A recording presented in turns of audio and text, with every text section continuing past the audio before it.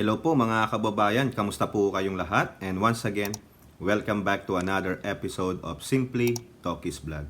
Ang pag-uusapan natin mga kababayan ay ito pong sa Pangulong Bongbong Marcos and her ate.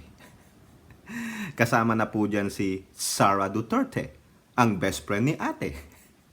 At yung pong meron pong announcement ang ating National Security Council. Naku, kakatakot pala tong announcement na ito, no? Mabuti na lang meron tayong NSC na gustong alisin ng Makabayan Black, no? Pero bago po yan, flex po natin itong Haya Nature Resort. For more details, punta lang po kayo sa kanilang Facebook page. At shout out at pasasalamat sa lahat ng ating channel members, sa mga regular sa ating video premieres, at ganoon rin po sa mga nagre-replay ng ating video. Malaking tulong po kayo, no, sa pag-angat ng ating paglago ng ating channel. And may God bless you all. Hindi po tayo naka-Chinese shirt.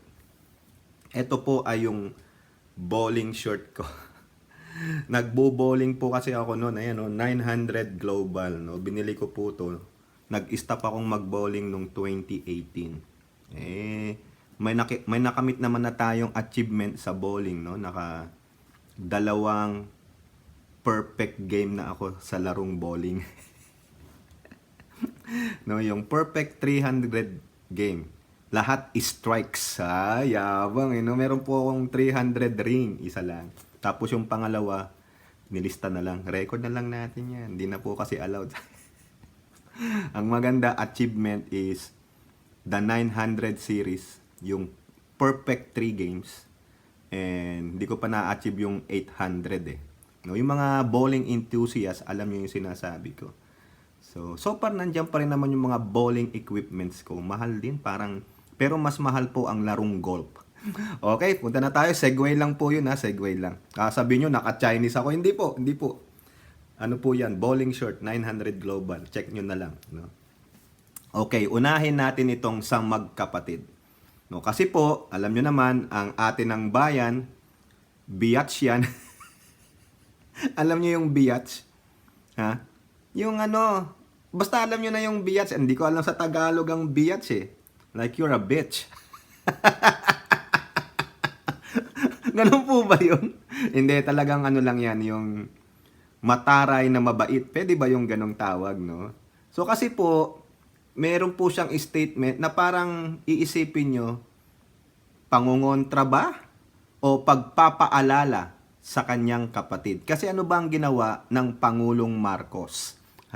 Ito po sa ulat ng Manila Bulletin, na topic na natin ito, pero iaano lang natin to dun sa sinabi ng atin ng bayan natin. Okay? Marcos, Philippines to stand by Israel versus Hamas. So nasabi yan ng Pangulo. Bakit niya nasabi yan, no? Kasi nakipag-meeting siya doon po sa ambassador ng Israel sa Pilipinas, no? Tungkol po diyan sa kaganapan na giyera sa between Israel and Hamas, no? Kasi siyempre tatanungin ng Pangulo kung anong hakbangin nitong mga Jew sa ating mga kababayan diyan na nandiyan po sa kanilang bayan, ng mga ating mga OFWs, ng mga modern heroes. Maalala nyo, may 3 na nga pong nasawi, no? Sabi nung ambassador ng Israel sa Pilipinas na si Mr. Plus, the ambassador assured the president that Israel is doing all it can to ensure the safety of our nationals. Yun po ang sabi. Ina-assure po siya, no? So therefore, ito naman po ang sabi ng Pangulo, through PCO. The President assured Ambassador Plus that the Philippines will always stand with Israel in this war against the inhumane terrorist attacks by Hamas. Tandaan nyo, inhumane terrorist attacks by Hamas. Ayun po. Kaya nag-i-stand, no?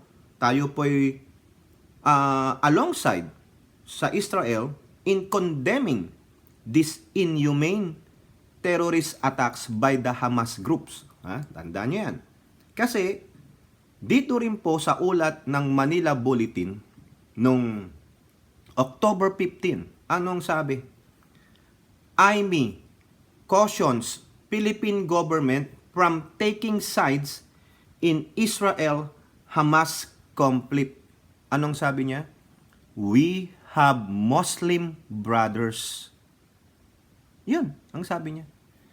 Mag-ingat kayo sa pagtitake nyo ng sides dyan sa Israel-Hamas conflict kasi meron tayong Muslim brothers. Pero, kung iaalod ninyo, kasi nag-take side tayo sa Israel. We are only, sa akin lang pong opinion nito mga kababayan ha.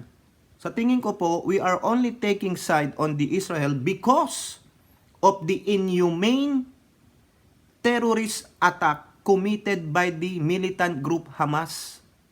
Doon po tayo nagsaside.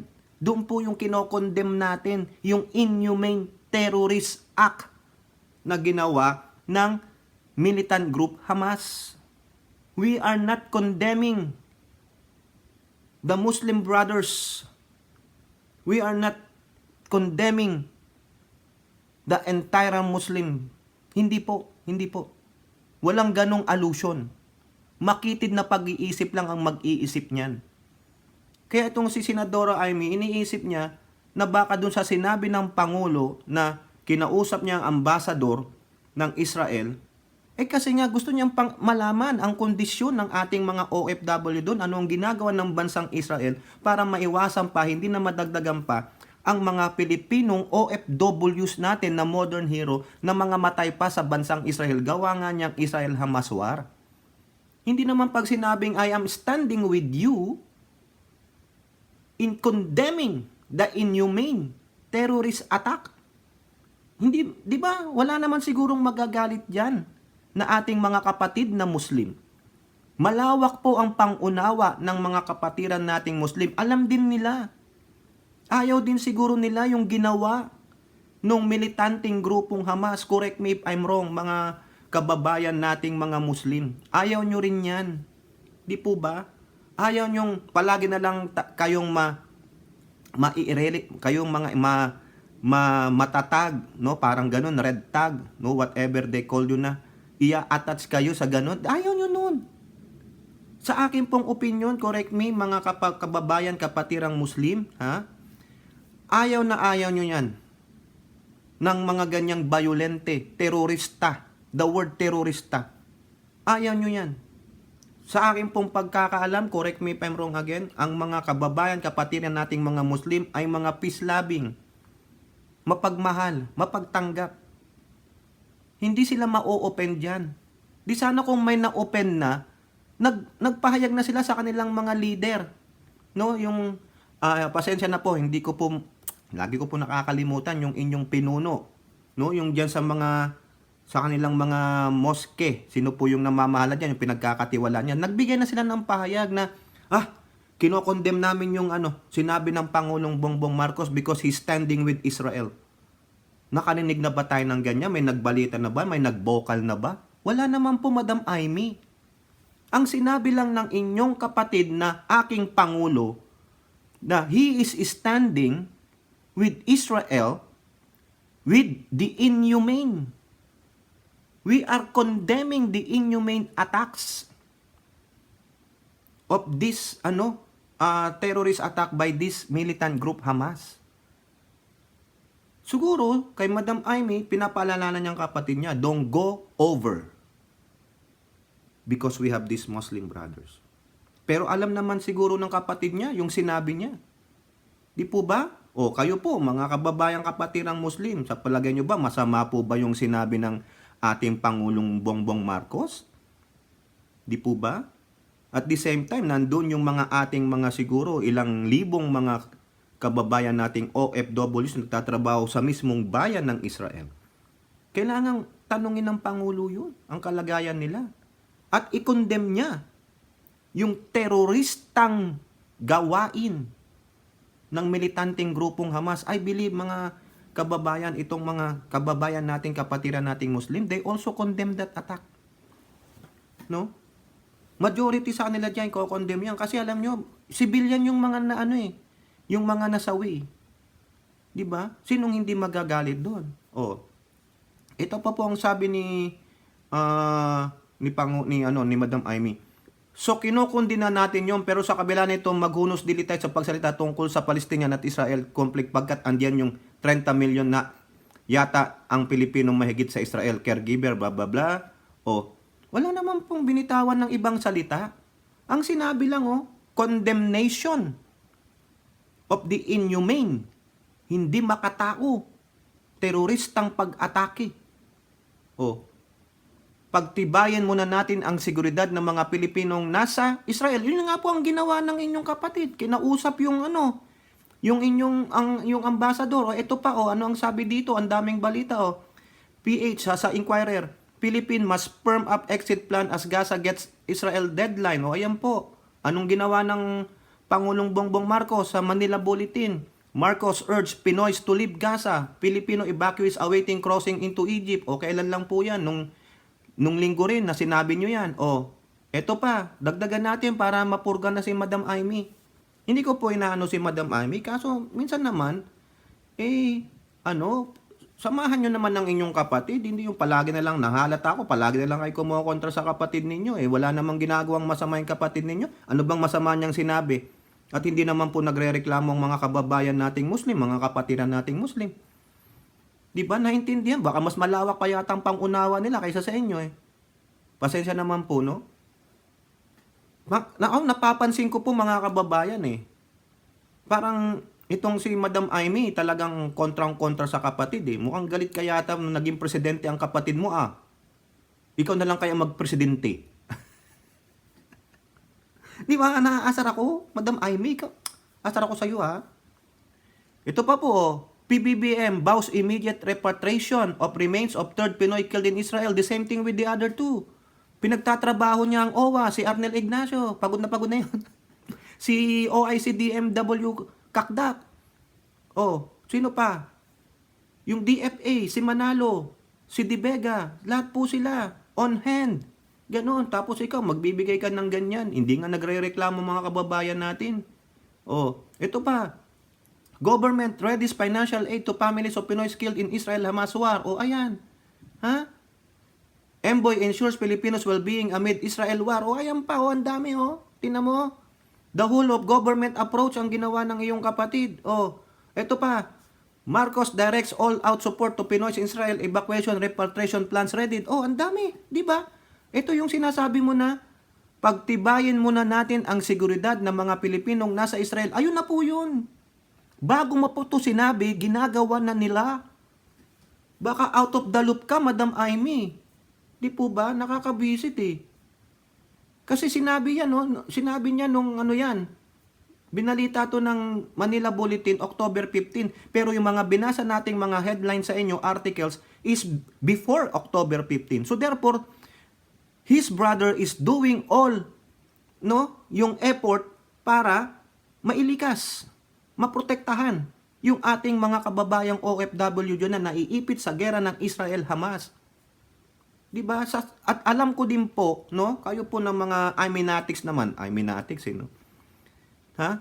Alam ko, mahal niya kapatid niya. Alam niya, pinag-iingat niya. This is just a advice of caution advice, ganun, Pagpapaalala lang na huwag kang mag-overboard dun sa sinabi mo.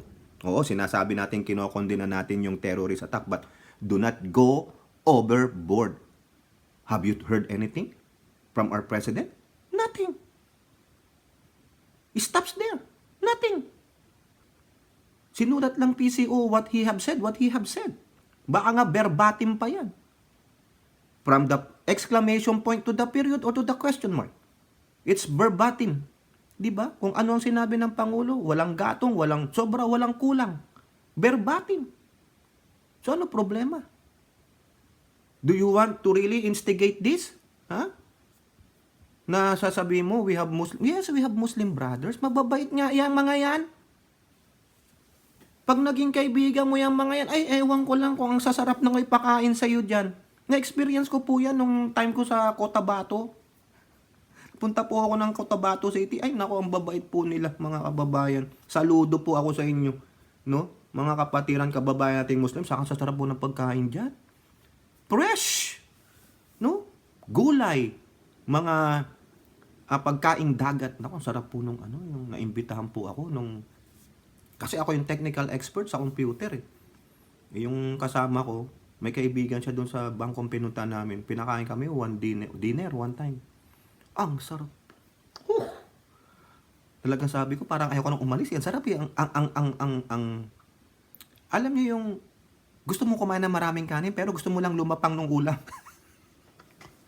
Ang sarap po, no? Saludo po dyan, no? Sa time ko po dyan sa Cotabato City. Ang sarap pati.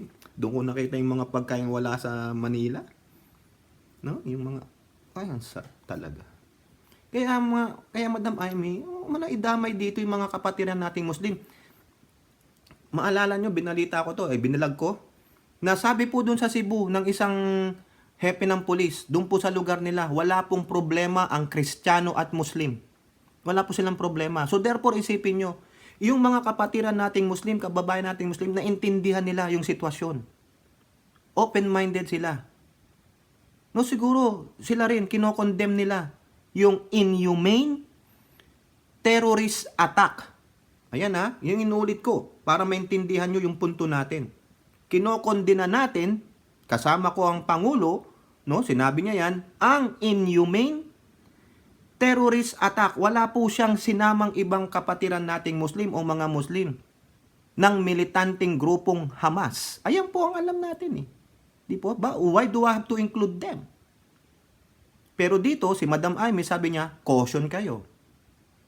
Mag-iingat kayo, pati na yung mga nandyan sa gobyerno na huwag kayong magsalita pag wala kayong alam, which is very good to Madam Amy. Yan. Paalala ng isang nagmamahal na ate sa kanyang ading. Ganun lang po yan. No? O, sige. Okay na yan, Madam Amy. Nawala na galit ko sa'yo. I love you naman. No? Siyempre, Marcos eh. Pero maganda rin po itong ginawa ng ating ng bayan ha. O, ading, ako panganay. Tandaan ka. Ayaw kong masira ang gobyerno mo.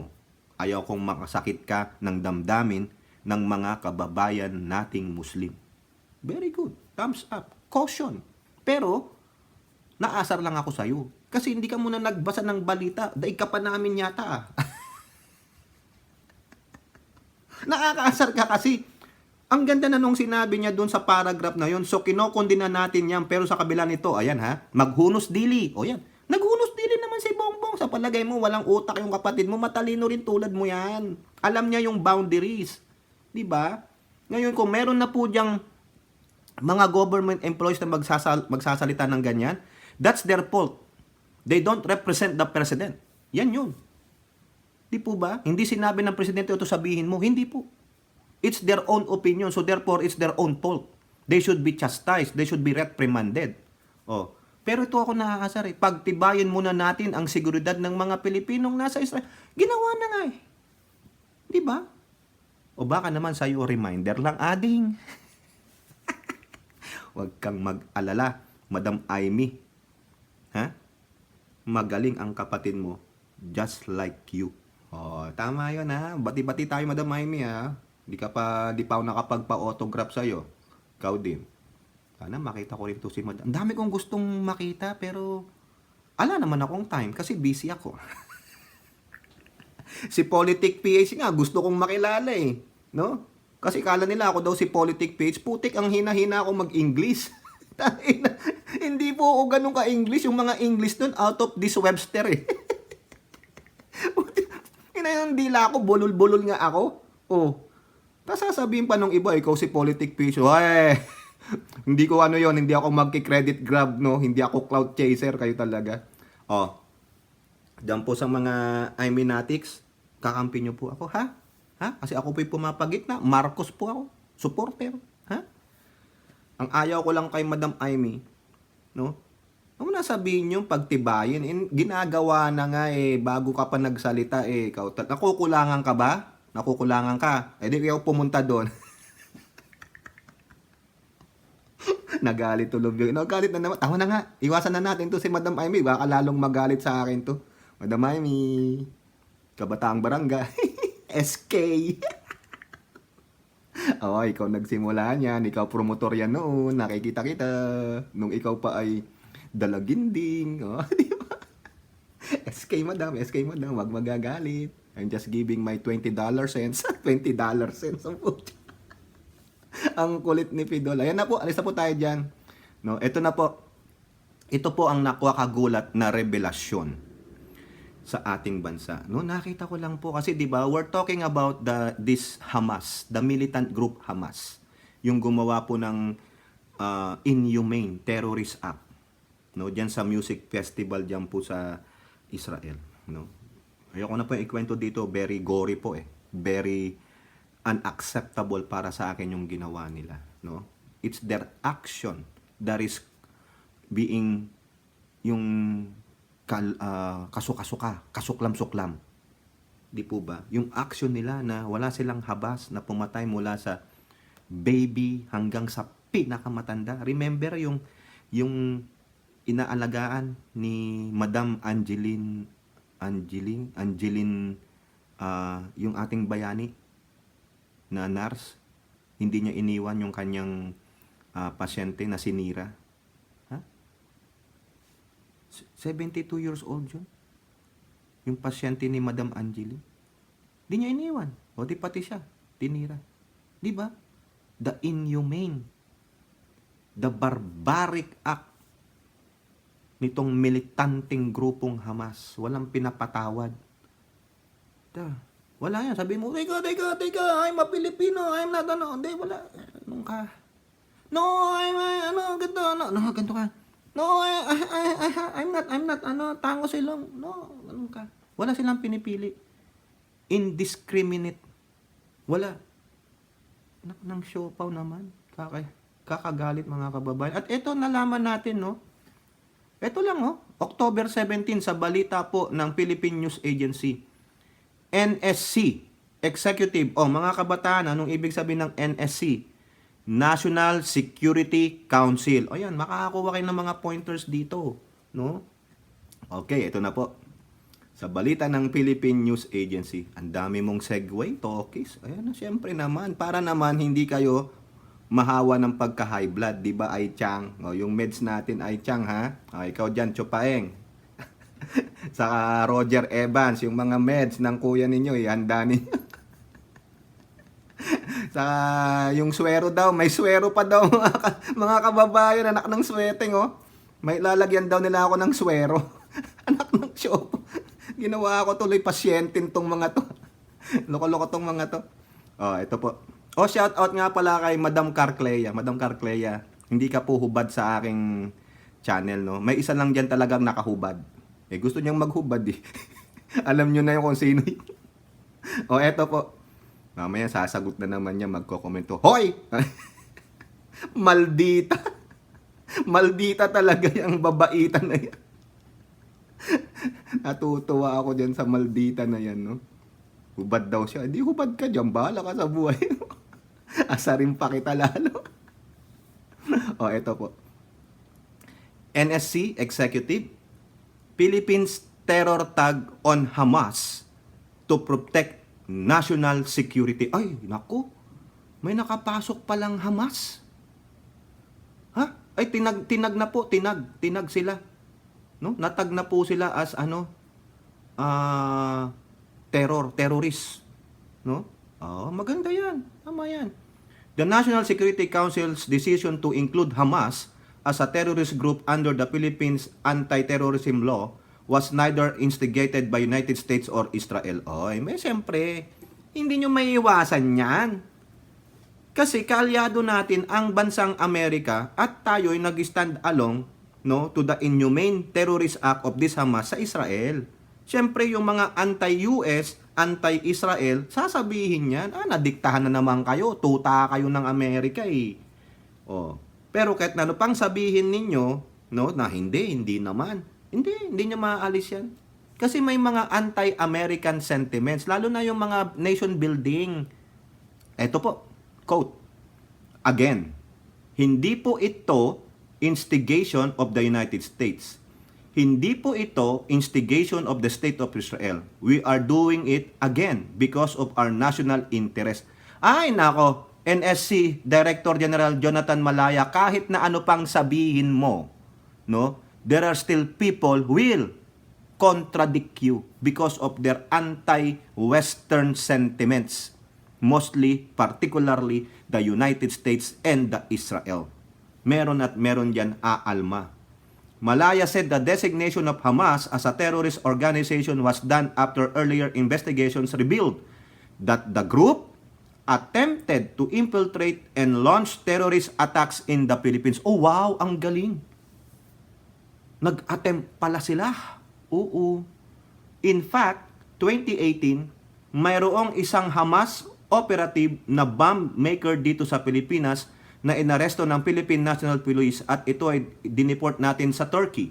And also last year, mayroon din silang operatiba na kumakausap sa mga local extremist groups para makapag-operate din sa ating bansa. Oy, buti na lang magaling ang ating Security Council. He added that these efforts are irrespective of whether the country will get favorable points on any nation for this measure. Kahit na pang sabihin, meron at merong kontra dyan. There will be a vile sentiments or opinions about this. Kasi nga, di ba, may EDCA, nandiyan ang presence ng military personnel ng US. O, di ba nga si Boy Girl, ang tindi ng banat sa atin? Dahil ba, may EDCA! Sinalang mo kami sa gera! Oh, tinan mo, mukhang demonyo boses eh. We are doing this in solidarity with the people and State of Israel na alam naman natin has been the subject of a brazen and deadly terrorist attack in the hands of the Hamas terrorist organization. Malaya added that Hamas has already been declared a terrorist organization by the United States, European Union, Australia, and many other nations. Oh, correct. Bakit ngayon nyo lang yan iti-terror tag? Bakit hindi na nung 2018? Ikaw naman, malaya, Malaya ka naman magpahayag. National Security Advisor Eduardo Año earlier said that the NSC will push for the designation of Hamas as a terrorist organization under Republic Act 11479 as a priority agenda of Anti-Terror Council. Together with President Ferdinand R. Marcos Jr., we hope for a swift resolution to this conflict. We pray for the safety of innocent civilians and we offer our thanks to the government of Israel for its effort to protect our citizens. Correct. Tama po yan. Sa palagay ko po, hindi po masasaktan ng ating mga kapatirang Muslim, kababayan ating Muslim. Diyan po sa sinabi ng ating Pangulo that we, as a nation, stands with Israel for the inhumane terrorist attacks of the militant group Hamas. Tandaan nyo lang yung word na yon, inhumane, hindi makatao na terorista. Di ba pag sinabi nyong terrorist, to inflict terror, pananakot, habok, deadly.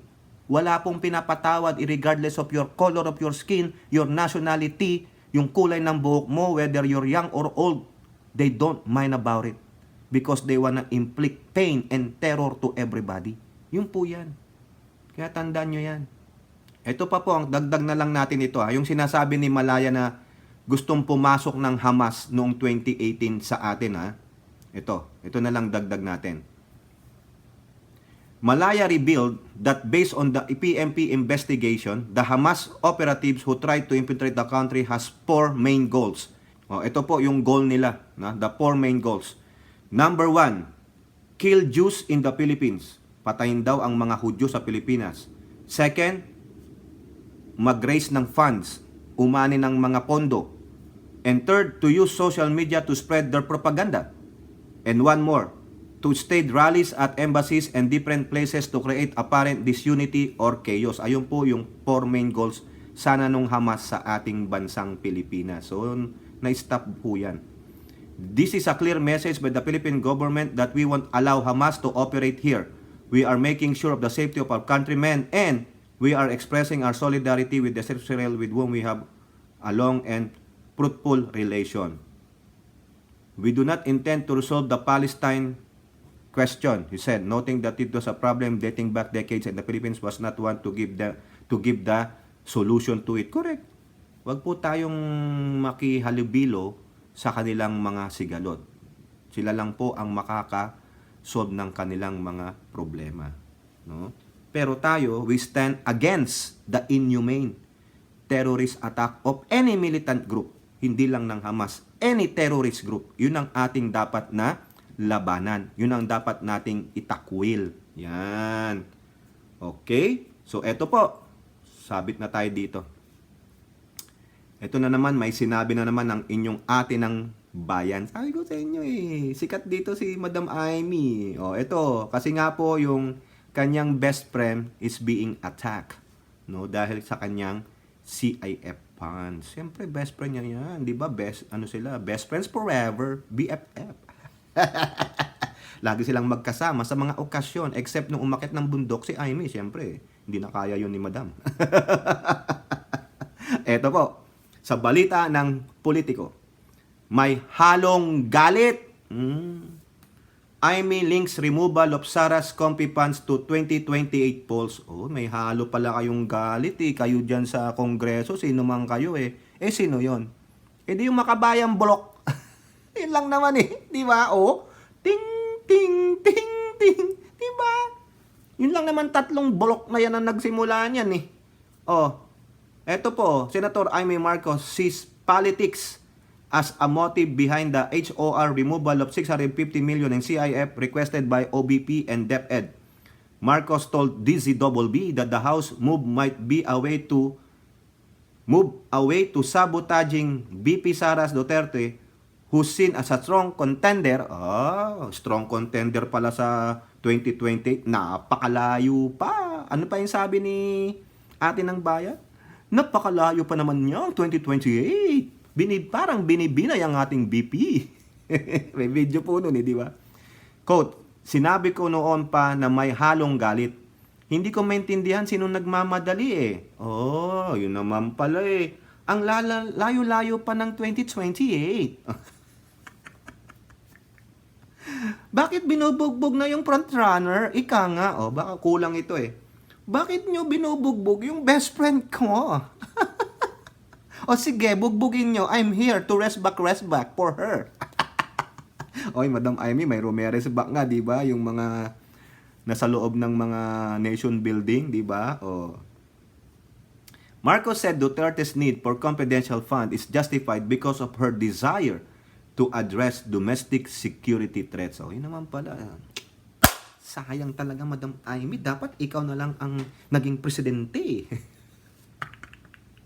Para mabigyan ng CIF si Sara, Ara-ara show. Di ba? Ito na yung quote niya. Sabi niya kanina doon,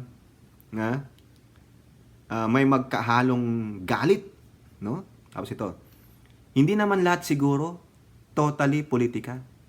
Pero yung sobrang galit, sobrang personal Nakakaduda. Yun naman pala. Kung talagang intel fund lang, di tanggalin. Marami pang salita, marami pang banta, nakahaluan ng kung ano-ano. May banta pa. Ano yung banta? Bakit may banta? Di ba? Sino bang nagbanta? Pakisulat nga dyan, sino ba yung nagbabanta? Yung makabayang bulok? Di ba? Marcos said Duterte's request for confidential fund could be reinstated as budget for maintenance and other operating expenses. Correct. Nandun po yan. Na-vlog po natin. MOEE. Mga kabataan. Maintenance and other operating expenses. Inilista na rin po yan nung nasa House Appropriation Committee nila Ko at ni Kimbo. Binigyan po ang DepEd ng MOEE na 150 million pesos expenditure dun sa yung may linya dun yan sabi ni Jaime di ba? Parang kami like minds. Like minds di ba? It could be. Sabi niya could be. Pwede. Maybe. The possibility 50-50. Di ba? Quote, maliwanag naman si BP na kung tatanggalin, wala naman sa kapangyarihan niya. Tatanggapin niya kung ano yung hatol ng lehestura. Hahanapin na lang yung pera sa ibang lugar. Tama. Malay nyo, may mag-donate. Pag tumama ng loto si Madam Amy sa PCS, di ba, madaling tumama ng loto dyan. Milyon. I-donate mo kay Sara. Di ba, every week may tumatama ng loto. Di ba, napakagaling talaga. Eh dito nga, buwan, months, bago tamaan yung yung loto, may tumama po ng 1.75 billion dito. Sa California, dyan sa LA area, tuwan-tuwa yun, ganda ng kanyang holiday. Di po ba? Eh, believe ako, yung tindi ng banat ni Madam Amy dito. Hindi naman lahat siguro totally politika, pero yung sobrang galit sino? Sino? Sino yung galit? Sobrang personal May mga banta pa, dami pang satsat, parang tama naman si Madam Amy. Dami niya pa kasing satsat Tinanggal na nga satsat pa kayo 'Di ba? Parang pinangangalandakan talaga yung mini-milk out, lalong galitin itong mga kaalyado ni Sara Duterte. O yan, nagalit. Nagalit yung tatay. Siyempre, sinasabi ko sa inyo, maski na ako, lalo yung asarin ng anak ko, magkakabuntalan. Kinakawawa nyo, nananahimik na nga yung tao di ba? Ang sabi na nga lang niya, I leave to the discretion of the Congress. Bakit pa nung tinanggal nyo? Bakit pinangangalandakan nyo pa? Pinapamidya nyo pa ng husto, di ba? Sino nag-udyok? Sino nagsabi sa inyo, Ko at Kimbo? Sino? Ikaw, Kimbo, dilawang kay. Ikaw, Ko, duda ako sa'yo Ha? Ko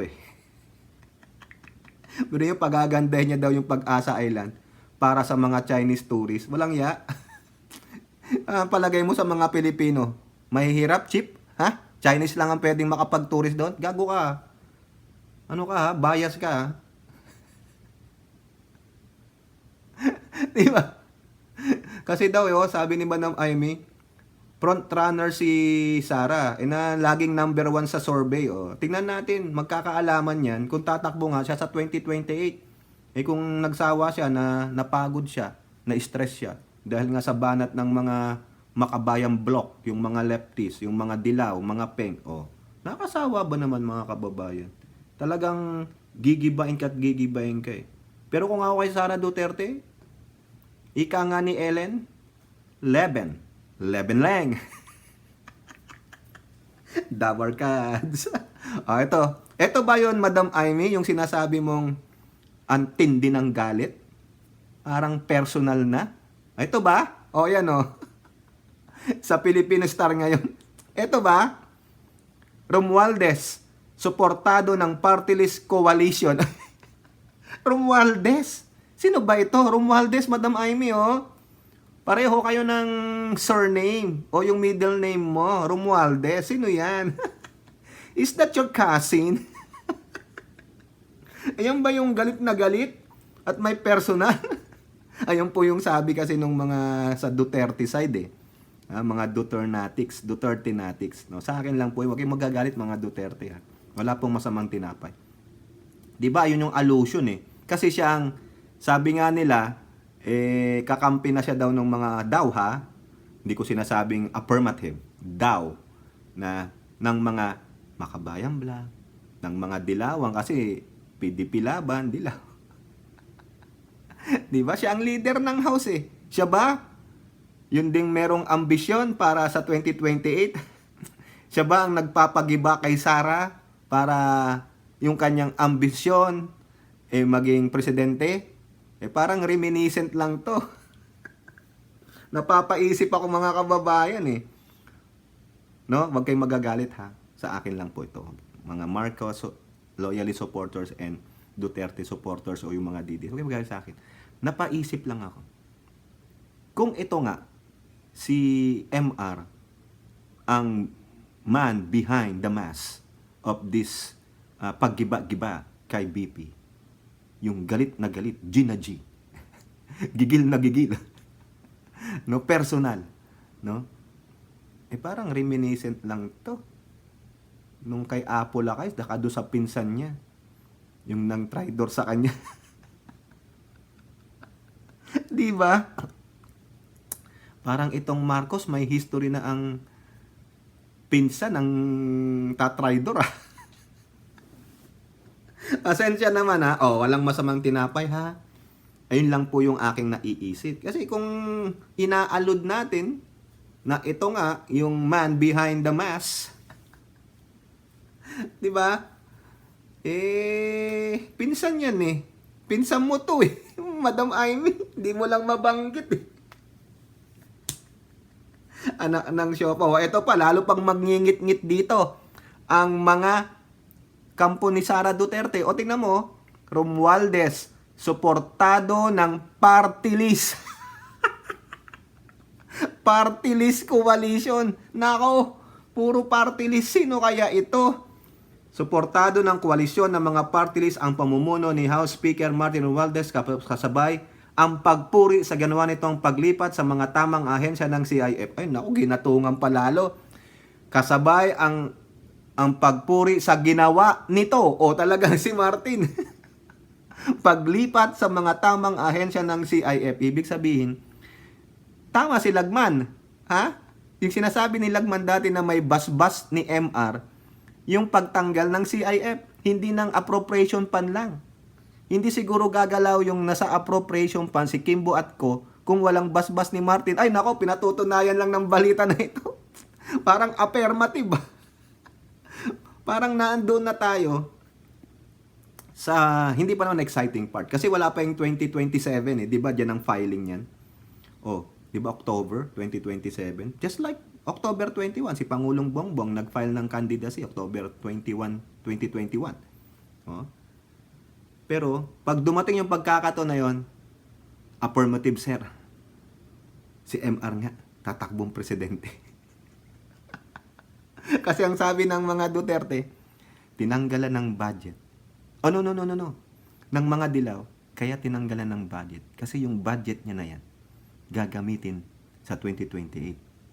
Kaya siguro si Martin, tinanggalan ng pondo para hindi makagalaw si BP. Ganun ba? Ganun ba mga dilaw? Dino yun.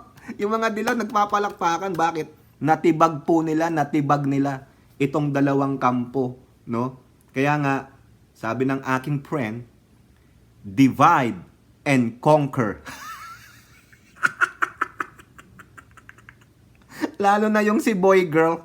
'Di ba? Ngaw-ngaw siya nang ngaw-ngaw kung ano-ano na, wala nang mga kung what evidentiary kung ano niya wala, no? Kung meron man siyang ebidensya mahina.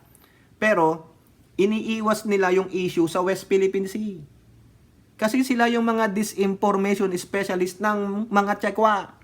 Dito tayo magkalkalin natin tong CIF, si Martin, si Sara. Kala nyo kakampi ni Sara yan? Hindi. Ang kakampi nun, yung amo niyang Tsekwa. Kunwari lang siya na maka-Duterte siya pero tawang-tawa siya pag nag-isa siya. When she's looking at the mirror, the other side of the boy girl in front of her is also smiling at her. You freaking idiot, you are winning. Sasabihin gano'n sa kanya. Yung kanyang alter ego na nandun sa salamin, sasabihin, good job boy girl. I'll give you a bonus, come on. Let's go to Beijing now and eat some noodles. Ha? Do you understand the words coming out from my mouth? Ikaw pala, Martin, no? Oh, man. Mukhang pinatunayan itong Filipino Star. Sa ginawa nitong paglipat sa mga tamang ahensya ng CIF. Oh, bye. Kumbaga, pon lang pala si Ko at si Kimbo. The real person behind it is the speaker. Sinabi dito, sinasabi ko lang sa inyo. Sa ginawang statement, sinabi ng Party List Coalition Foundation Incorporated. Aba, incorporated sila. Mayayaman. Pero mga party list. Nasuportado nila ang ginagawa ni Romualdez dahil bukod sa tumataas ang approval rating at ng taong bayan sa Kongreso, nasiguro nito na lahat ng miyembro ay napapakinggan at na ibibigay ang kahilingan ng kanilang mga constituents. O yun. Ganun po ba? Ayun. This decision showcases his prudent and thoughtful approach, echoing our commitment as representatives to listen to respond to the voices of our kababayan. Really? Ganun po ba? Ano ba yung gusto ninyo? Hindi nga, yung iba sa inyo gusto hindi sa intelligence and security. Ay, mako.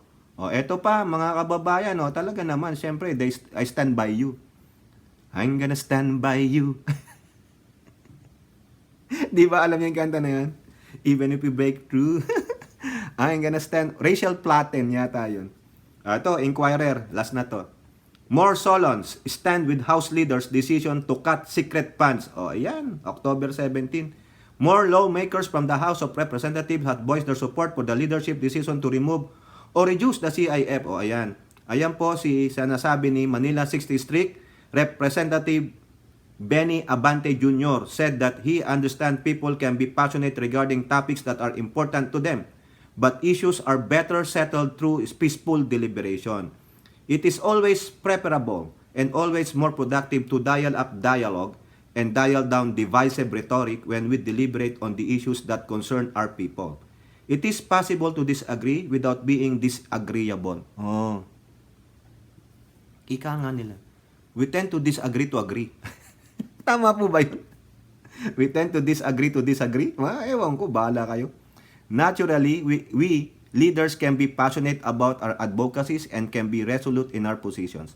But even our most intense debates, there should always be room for committee and collegiality. Oh, whatever you said, no? Alam naman namin, you will stand by with the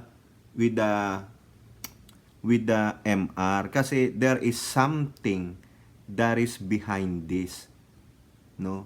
Yun nga pong napag-usapan namin ng kaibigan ko, no? There is something bigger than this CIF. Why these Solons are standing with the House leaders? There is something bigger. Kung napanood nyo yung mga ibang mga ano dyan ng mga political commentator, you will realize, oh, no? Yung po yan. Several lawmakers from Mindanao, including Surigao del Norte 2nd District, Robert Barber said that he supports Speaker Martin Romualdez amid attacks from former Rodrigo Roa Duterte. Oh, ayan. As one of the senior members of the House, I stand by the institution's integrity and strict adherence to the law. Pero ang inaantay ko dito, kung ano ang masasabi ni Sandro Marcos. Ano ang statement ni Paulo Duterte? So yan lang po, no? Sabi nila, they stand with House leaders. Ayan. Sino yon? Si Martin Romualdez. Yan. O kaya sila ko, si Kimbo, whatever. Sila siyempre. So, kakampi nila, mga solons yan eh. But I think there is something more bigger. That's why they are standing with the House leaders. So kayo po, ano pong inyong masasabi? Comment down below. And don't forget to like and share. Hope to see you on the next videos. Bye-bye. God bless.